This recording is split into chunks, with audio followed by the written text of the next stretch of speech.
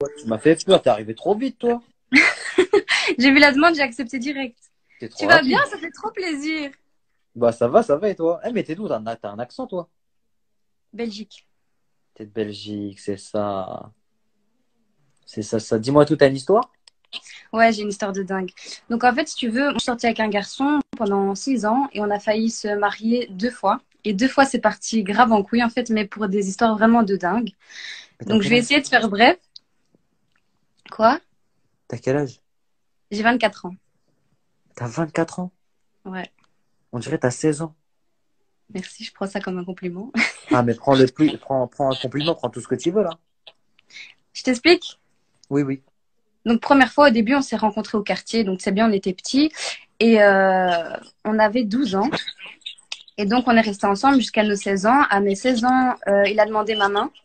Mais quand je te dis il a demandé ma main, il est venu avec un énorme bouquet de fleurs. Et au milieu du bouquet de fleurs, en fait, il y avait une fausse rose. Elle est là d'ailleurs. Tu vois, Tu il y l'as avait une encore? fausse rose. Ouais, je l'ai encore, je l'aurai toute ma vie. Donc, au milieu du bouquet, il m'a dit, regarde bien dans le bouquet, il y a une surprise. Du coup, j'ai direct cramé qu'il y avait une fausse rose. Donc, elle est là, avec, bah, avec la bague. Et de là, mes parents, ils n'étaient pas d'accord puisque j'avais 16 ans et tout. Donc, on a vraiment fait la guerre. Mais finalement, mes parents, ils ont accepté. Donc, on a réservé la salle. Les invitations, elles étaient données. J'avais mes robes. Tout était prévu pour que ça se passe. Une semaine avant le grand jour, annulation. Il a tout annulé parce qu'on s'est pas entendu pour la dot.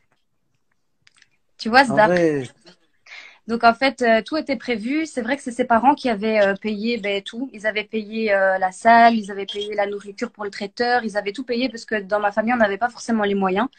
hmm. Et il m'a appelé, il m'a dit, enfin, tu veux quoi comme dot? Et moi, je m'y connaissais absolument pas. Du coup, j'ai demandé autour de moi. C'était pas vraiment une réponse qui venait de moi. Et j'ai demandé, je pense, une histoire de 4 000 € à l'époque. Et il était choqué, en fait. Il m'a dit, ma mère, elle a tout payé et tous encore me demander 4 000 €. Et je me sentais trop mal parce que c'était pas une réponse qui venait de moi, en fait, tu vois. Ah, j'ai capté.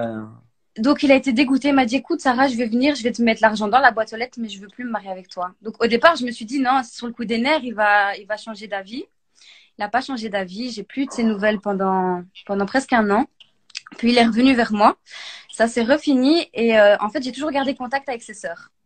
Donc, je parlais avec elles et elles m'ont dit, ouais, Sarah, Enes, il est rentré dans la religion. Oh merde, j'ai dit son nom. Il est rentré dans la religion très, très fort et il cherche une sœur pour se marier. Du coup, moi, folle amoureuse, je dis, ah, mais subhanallah, moi aussi, je suis dans la religion depuis quelque temps et tout. Donc, j'ai menti, c'est pas bien. Et elle m'a dit, sérieux, depuis quand et tout? Donc, suite à ça, j'ai commencé à prendre des cours. Donc, j'ai commencé à prendre des cours, m'intéresser à la religion. Je commençais à étudier toutes les sourates par cœur. Je m'intéressais vraiment sur l'islam. Et lui, en fait, il est parti faire la hijra au Maroc. Tu vois ce que c'est ou pas? Mhm. Donc, quitter une terre, pour ceux qui ne savent pas, quitter une terre de mécréants pour aller vivre sur une Pour aller terre vivre en musulmane. islam. Voilà. Donc, le truc de dingue, le gars, on est resté 6 ans ensemble, quasi. Il m'a toujours vu, il a entendu ma voix. Là, le gars, il peut plus entendre ma voix. Donc, en fait, moi, je peux l'entendre, mais lui peut pas entendre ma voix. Donc, tout ce que je veux lui dire, ça doit passer par sa sœur. Sa sœur doit lui dire, mais il peut absolument pas entendre ma voix. Truc de ouf, quoi, tu vois. Hmm. Donc, tout, on est occupé à programmer de nouveau le mariage, donc dans Encore? des circonstances différentes. Et j'ai commencé à porter le gilbeb, mais genre les gants et tout, mais c'était genre que le week-end. Quand j'allais à l'école, parce que j'étais à l'internat à l'école, et le week-end, quand je rentrais à Bruxelles, bah, je mettais le gilbeb, je restais avec ses sœurs, j'allais à la mosquée. Bref, je m'habituais vraiment comme, voilà, comme ça. Et j'avais coupé mon billet d'avion pour partir le rejoindre au Maroc. Donc j'allais vivre avec lui. Ma famille ils étaient en stress total. Il n'y avait pas moyen de me raisonner. Tout le monde était contre ce mariage, clairement. Et si tu veux, un jour, je suis chez mes cousines. Donc j'avais fait la prière de consultation. Tu vois. Ouais, ouais. Et eh ben, franchement, hein, Riyad, ça a été la réponse la plus choquante de ma vie. Donc j'ai une cousine qui m'appelle. Une cousine chez qui je vais absolument jamais. Et elle me dit, viens à la maison, Sarah. Je dis, ouais, ok, ça va. Normalement, on se voit que le jour de l'Aïd, jamais avant. Donc, tout, je vais chez Ouais. elle. Et à la télé, je sais pas si tu connais, c'est sur 2M, je pense. C'est un type, il est chauve, il a des lunettes. Et tout le monde peut l'appeler, lui poser des questions sur la Oui, religion, oui, oui. etc. Tu vois? Ouais. Donc, sous, on est des Arabes, on parle, on parle, on parle, on parle. On l'écoute même pas, le gars, tu vois? Et à un moment donné, il y a un blanc. Il n'y a plus personne qui parle. Et on entend, oui, on va recevoir un appel d'un dernier téléspectateur pour la soirée. Et j'entends allô, salam alaikum. Et j'entends mon grand-père, donc le père de ma mère. Je dis les filles, donc je dis à mes cousines, je dis les filles, c'est mon grand-père. Elle me dit Sarah, c'est impossible. C'est impossible. Il y a des appels dans le monde entier, c'est impossible. Je dis les filles, je vous jure, c'est mon grand-père. Du coup, on commence tous à filmer. On attend ce qu'il dit. Et alors, mon grand-père, il dit voilà, ma petite fille, elle habite en Belgique et elle voudrait rejoindre un garçon pour se marier qui habitait anciennement en Belgique, qui est parti faire la hijra au Maroc, etc. Oh Et là là. bref, tout le monde commence à crier à la maison Aya, subhanallah et tout le monde était choqué. Ma tante, elle me pose, elle me dit lui, je l'écoute tous les jours à la télé. Elle me dit si lui, il valide ton. Si lui, il dit que c'est vrai qu'il faut partir, je te jure que même si tout le monde est contre ton mariage, moi, je te le fais. Elle dit mais s'il te plaît, Sarah, s'il dit que c'est n'importe quoi, lâche l'affaire, c'est la plus grande des réponses, tu vois. Hum. Et le gars, il fait la traduction et tout en français. Et il dit non, franchement, ce garçon, il a rien compris à la religion. Il faut vraiment pas qu'elle parte et tout. Donc, c'est vraiment la plus grande des réponses. Donc, malgré ça, moi, je continue, je veux rien entendre. Et en fait, finalement, il s'est marié avec la copine à ses sœurs qui avait mangé en face de moi, une fille de la mosquée.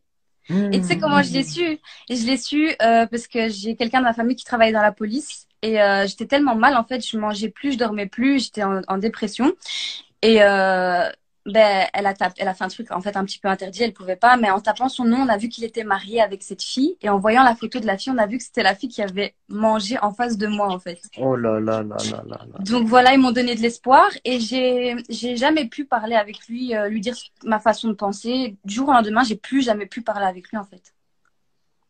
Donc voilà, Et ça a duré combien d'années tout ça? ça a duré 8 ans je crois au total, mais sans être Oh avec là lui. là. Hein. Ouais, non, sans Ouais, être avec lui. ouais, voilà. Et j'ai toujours gardé la bague. Je me suis dit je vais la montrer sinon les gens ils vont pas me croire. Ah ouais, en mode là, t'as tout gardé, la fausse rose là. Bah, et là, du coup, psychologiquement, dans ta tête, t'es comment aujourd'hui là? Non, ça va beaucoup mieux, tu vois. Alhamdoulilah, c'était une épreuve, tu vois. Mais ce qui m'a le plus frustrée, en fait, c'est de jamais avoir pu lui dire ma façon de penser, tu vois. J'ai jamais pu lui parler, tu vois, jamais, jamais. Et c'est le seul truc qui Ouais. m'a le plus frustrée parce que pendant 6 ans, tu parles avec quelqu'un et du jour au lendemain, tu peux plus entendre sa voix.